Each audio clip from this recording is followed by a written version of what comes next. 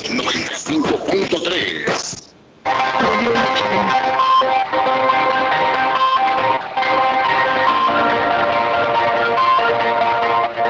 Muy bien, de la mañana saludamos una vez más a nuestra audiencia de Armonía 95.3 FM Caracol, a todas las personas que hasta ahora se conectan con nosotros a través de las redes sociales y que siguen con nosotros a través del 95.3 FM, del 1600 AM.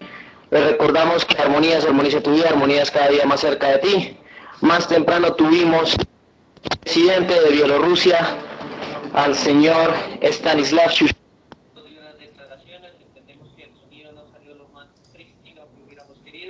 Sin embargo, nuestro equipo de trabajo va a hacer la limpieza de la llamada del día de hoy y vamos a tratar de tener en el transcurso del día la entrevista que tuvimos con el expresidente de Bielorrusia. Sin embargo, como lo prometido es deuda, en este momento tenemos de España al señor Santiago Elena, quien es investigador y profesor, virólogo, y quien es una de las voces llamadas y autorizadas a contarnos qué es lo que está pasando a nivel mundial con el COVID-19. Así que, por favor, Riley, presenta a su invitado. Doctora Elena, gracias por hablar con nosotros. Nada, un gusto. Hello. Hola.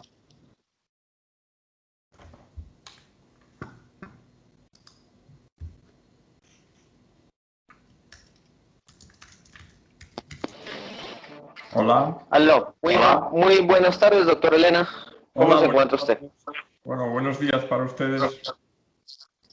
Entendemos que usted se encuentra en España, ¿es verdad? Sí, en Valencia.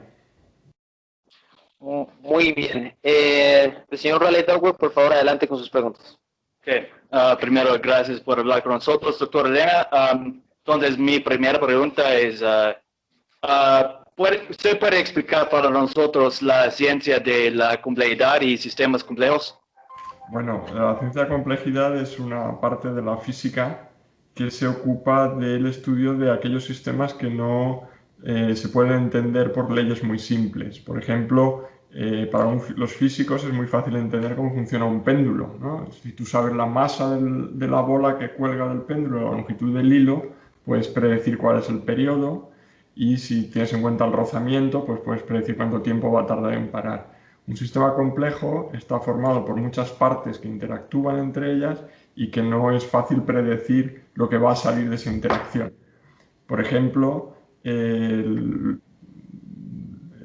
tráfico de aviones en todo el planeta, ¿no? Es una red de interacciones entre aeropuertos distintos, o Internet es un sistema complejo donde tú tienes muchos nodos conectados y la actuación de uno depende de las actuaciones de los que están cerca, o las bandadas de aves migratorias, cuando vemos las nubes de pájaros cómo se mueven en el aire, pues esos son sistemas complejos que no puedes predecir mirando cada uno de los elementos, sino que tiene unas propiedades que son emergentes y propias del sistema, ¿no? Esos son los sistemas complejos.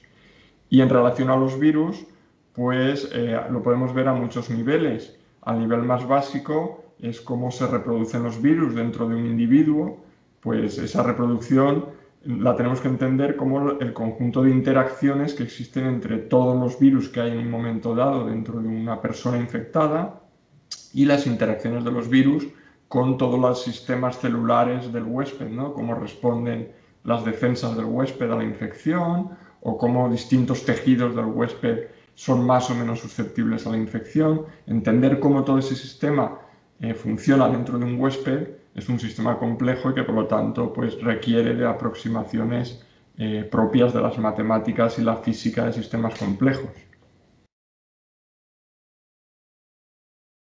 No sé si me estáis oyendo.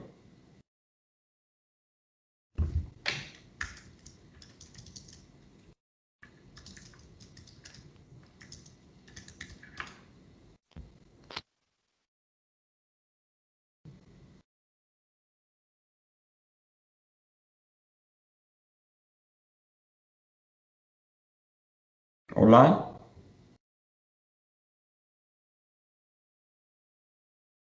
Doctor. Sí, creo que se ha cortado.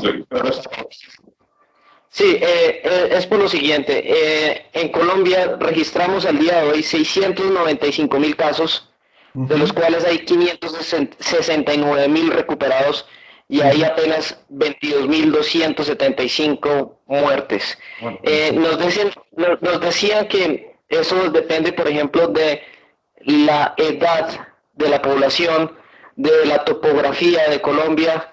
¿Qué podemos hablar de la complejidad de un virus en cada país? claro, por supuesto, la epidemiología, cómo se mueve el virus en la población, depende de muchos factores, depende de cómo de bien conectadas estén las localidades.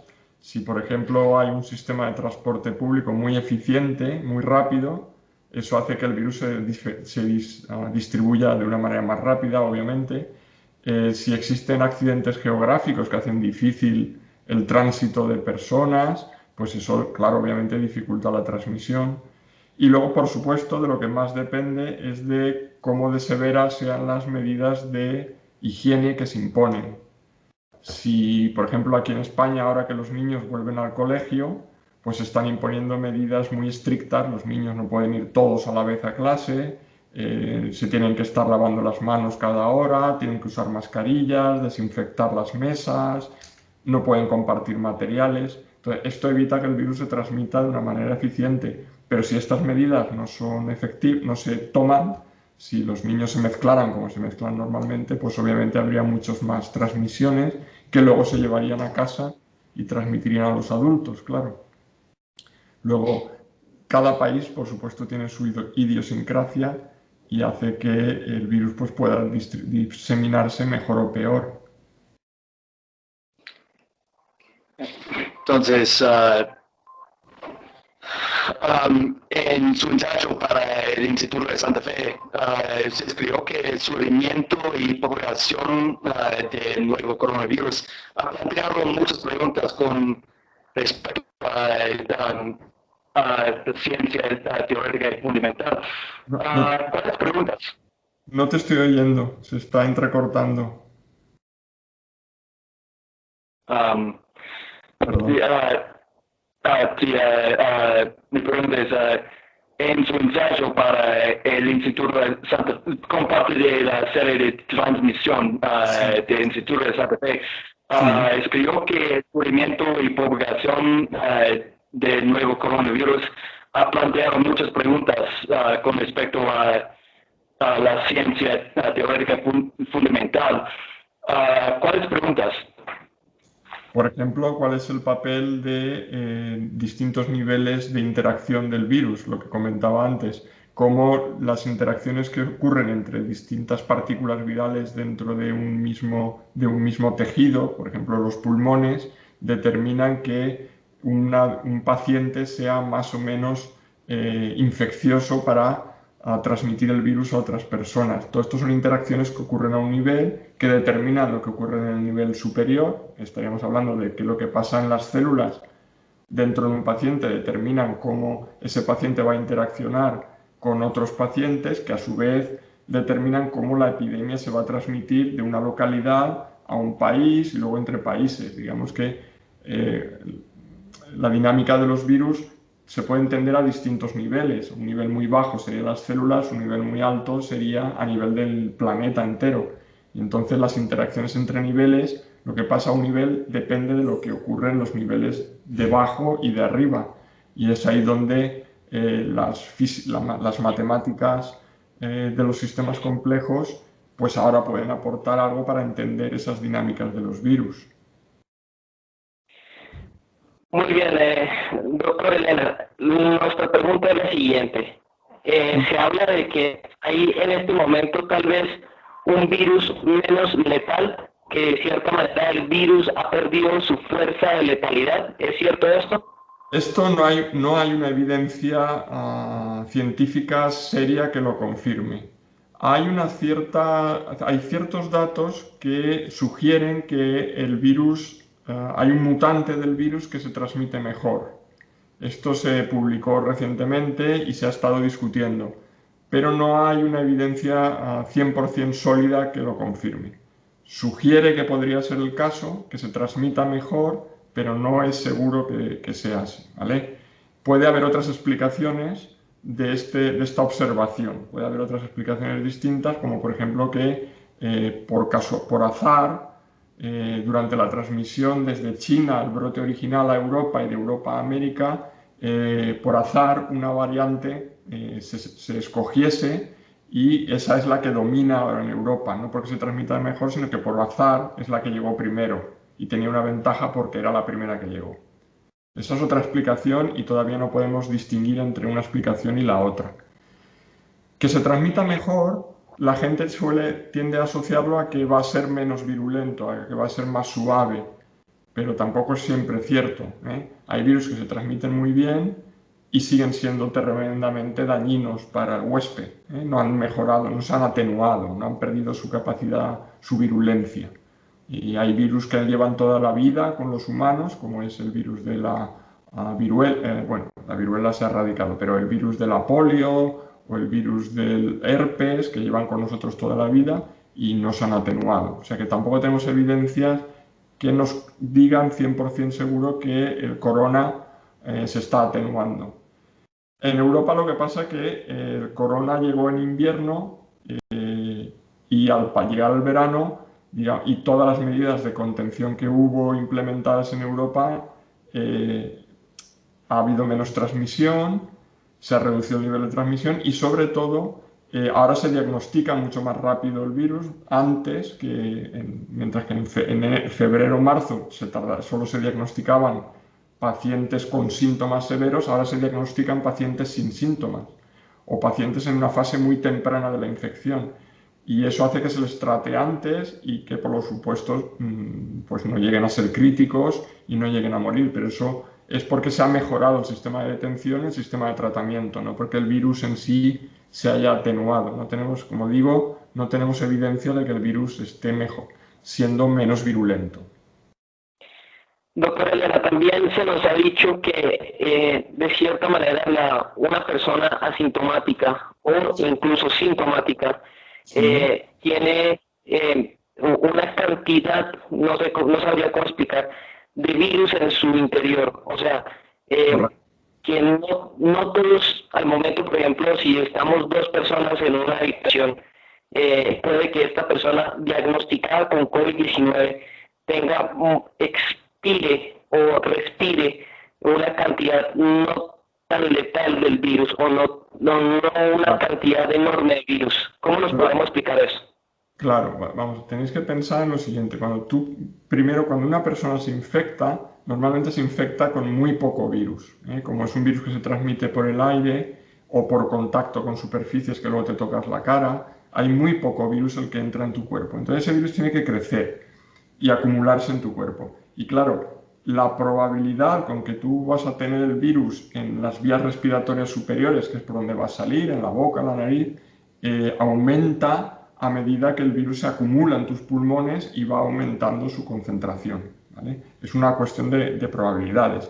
Entonces, cuando tú toses o respiras y sale al exterior las partículas virales en pequeñas gotas de saliva, esas pequeñas gotas, claro, muchas directamente caen al suelo, otras se quedan en superficies y si tienes a una persona muy cerca, alguna puede que le llegue a la cara y la respire y se infecte. Es una cuestión de probabilidades, ¿eh? Y esas probabilidades, pues claro, pueden ser mayores o menores dependiendo de la cercanía entre las personas, dependiendo de la carga viral que llamamos nosotros, la cantidad de virus que hay dentro de la persona que lo expulsa al exterior, depende de la susceptibilidad de la persona que lo recibe. No todos tenemos el mismo sistema inmune, hay gente que tiene un sistema inmune mejor que otros y entonces controlará mejor esa primera infección. Entonces, de nuevo, es un sistema complejo que depende de muchos factores, pero desde luego cosas como estar muy juntos, sin mascarilla, pues claro, eso facilita la transmisión. Estar muy separados en una sala con ventilación de aire, renovación de aire y usando mascarilla, eso minimiza la transmisión, obviamente. Entonces ¿puede explicar para nosotros cuáles son los partículas indiferentes defectuosos? Muy bien. Eso es una observación. Esto es una observación muy ya antigua en el mundo de la virología, del estudio de los virus, y que viene de la mitad del siglo XX, cuando se descubrió que se descubrieron por primera vez con el virus de la gripe. Cuando el virus se reproduce, lo que pasa es que un virus lo tenéis que ver como si fuera una cadenita, ¿vale? De nucleótidos, de ácidos nucleicos, de ARN, que se está copiando.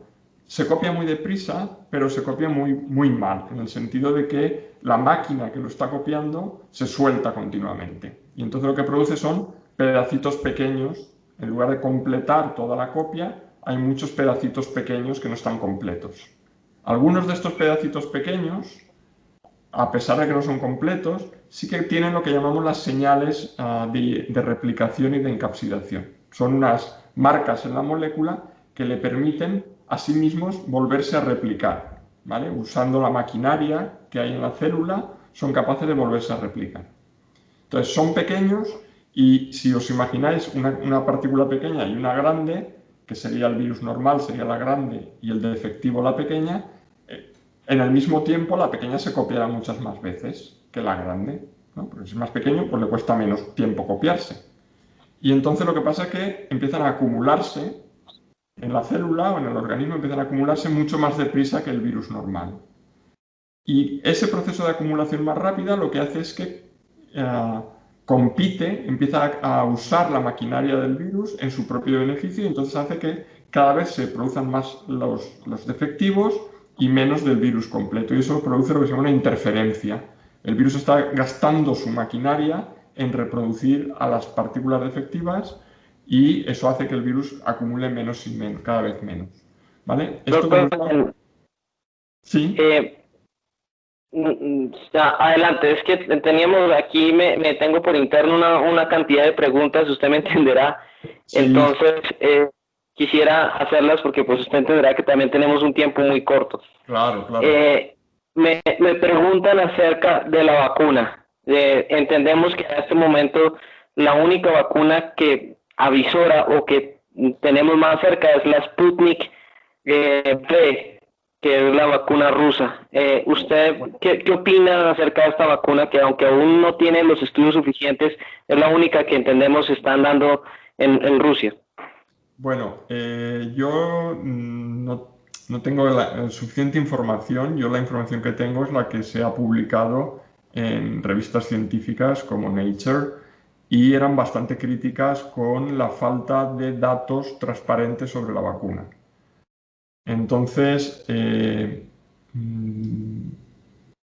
como no hay información publicada suficiente sobre los ensayos en fase 3, qué resultados han... En primer lugar, no hay datos publicados sobre fase 3.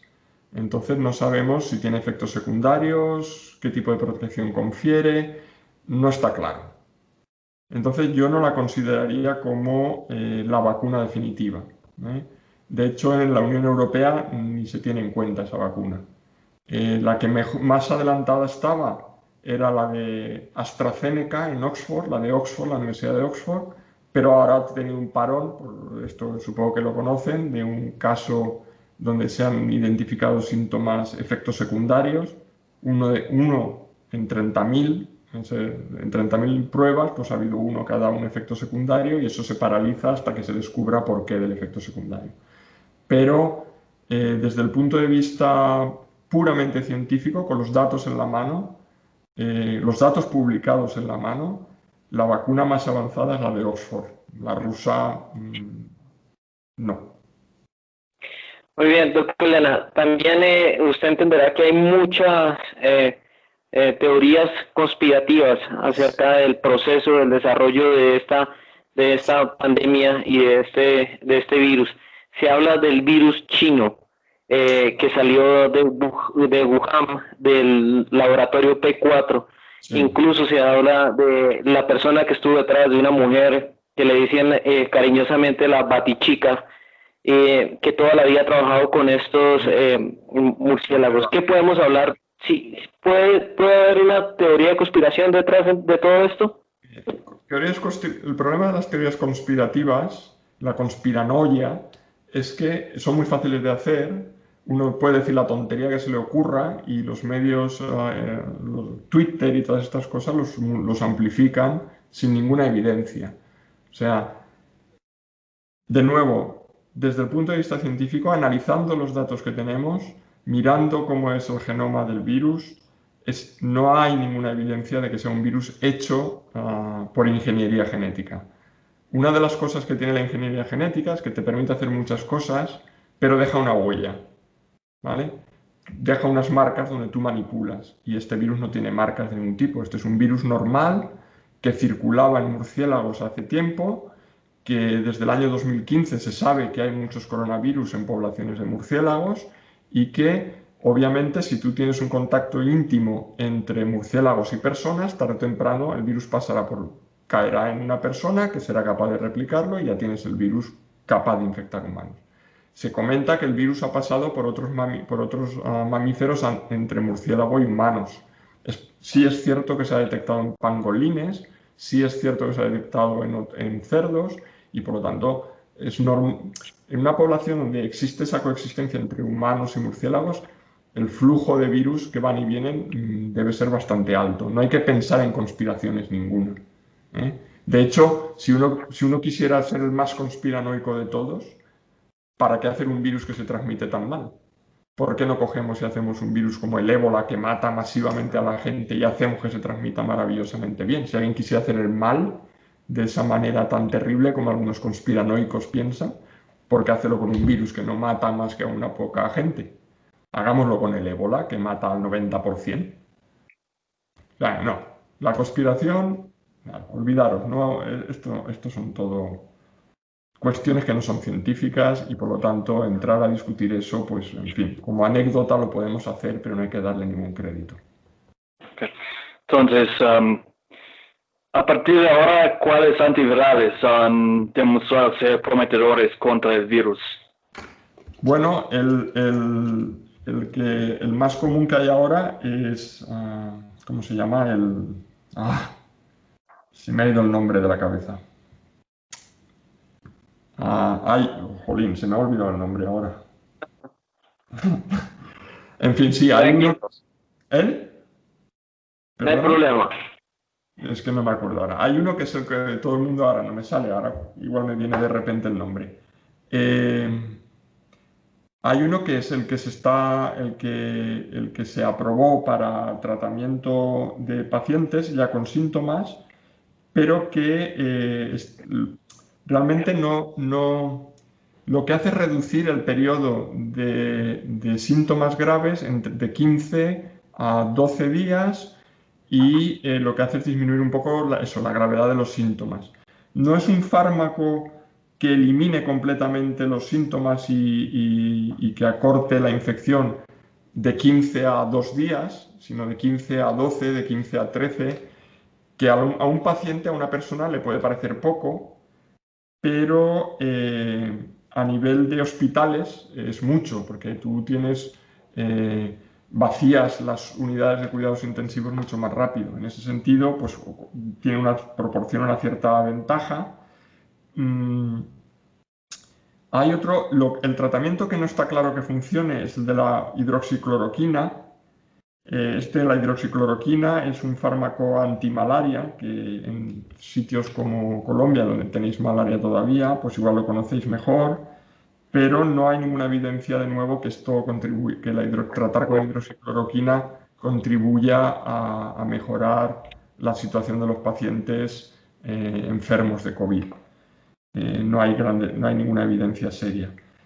Lo que hay son otros tratamientos que no son específicos antivirales, sino son tratamientos de los síntomas, ¿no? Muchos de los síntomas tienen que ver con respuestas del organismo, lo que se llama la cascada de citoquinas, que es la respuesta inmune del organismo, que es como exagerada. Es más grave, los tejidos se inflaman en los pulmones como como una parte de la respuesta inmunitaria, y lo que hacen es tratar esa inflamación. Y estos tratamientos sí que se están probando muy eficientes. En lugar de atacar al virus, lo que se hace es rebajar la inflamación. Y entonces los pacientes respiran mejor, no acumulan tanta mucosidad en las partes bajas de los pulmones y se recuperan antes. Eso es básicamente lo que Entonces, sí. Entonces, la última pregunta. Claro. Usted está con el Instituto de Santa Fe, donde ofrecen un enfoque interesante, muy creativo. ¿Puede explicar la misión del instituto? Perdón, no te he oído la última parte. La misión del instituto. ¿Cuál es la misión del Instituto Santa Fe? Sí, el Instituto de Santa Fe es un centro de investigación multidisciplinar.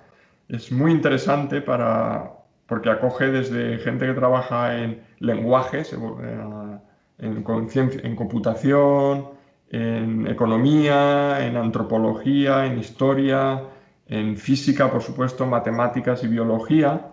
Y lo que busca la misión del instituto es todos estos sistemas biológicos, culturales, políticos, sociales, pues buscan leyes que sirvan para explicar sistemas tan distintos como estos, ¿no? Cómo la física de sistemas complejos y las matemáticas asociadas nos van a permitir entender cosas tan distintas como el crecimiento de las ciudades o la aparición de nuevos lenguajes, la evolución de la tecnología o la evolución de las epidemias. Porque al final, pues desde el punto de vista abstracto de las matemáticas, son objetos complejos con interacciones entre elementos y esos elementos en cada caso son una cosa, pero al final las matemáticas, la aproximación matemática es la misma para todos. Y eso es un poco el objetivo del Instituto Santa Fe, entender todos esos sistemas tan complejos desde una misma perspectiva, todos muy distintos, pero todos abordables desde una misma perspectiva.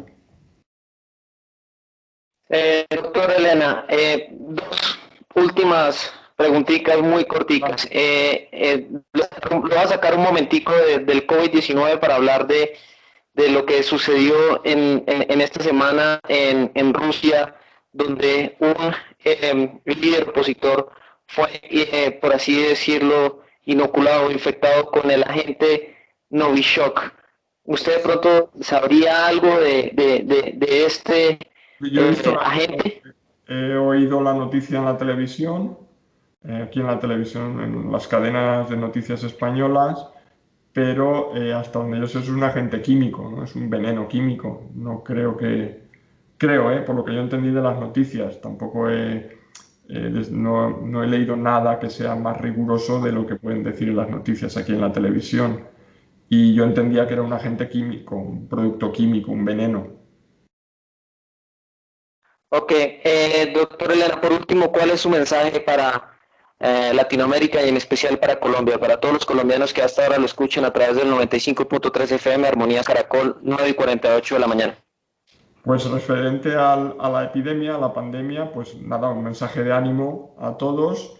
Este virus lo hemos de vencer entre todos, cada uno poniendo lo que puede de su parte. La gente tiene que ser consciente de que tiene que contribuir a frenarlo, pues tomando medidas de distanciamiento social, medidas de higiene, minimizando posibles riesgos y que cuando tengamos la vacuna, sea la que sea la de Oxford, sea la de Moderna, la americana o sea cualquier otra, incluso la rusa o alguna china que pueda surgir, cuando tengamos vacunas, esto se controlará y bueno, pues yo espero que dentro de no más allá de un año no sea más que un mal recuerdo del que hayamos aprendido algo, claro.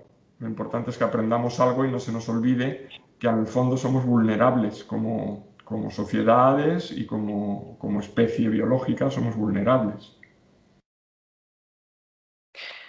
Muy bien, agradecemos al profesor Santiago Elena, quien amablemente nos ha atendido a los micrófonos de Armonías Caracol. Profesor Elena, esperamos que siga usted con su trabajo, esperemos que ese granito de arena que usted le proporciona sea una gran ayuda para toda la humanidad, que espera en los científicos, en personas como usted, de ciencia, que nos saquen de este embrollo. Es lo único que queremos, que nos ayuden y nos colaboren. Muchas gracias, profesor Elena. Vamos, lo intentamos. Un gusto hablar con ustedes. Muy bien, 9:50 de la mañana, seguimos con nuestra programación habitual.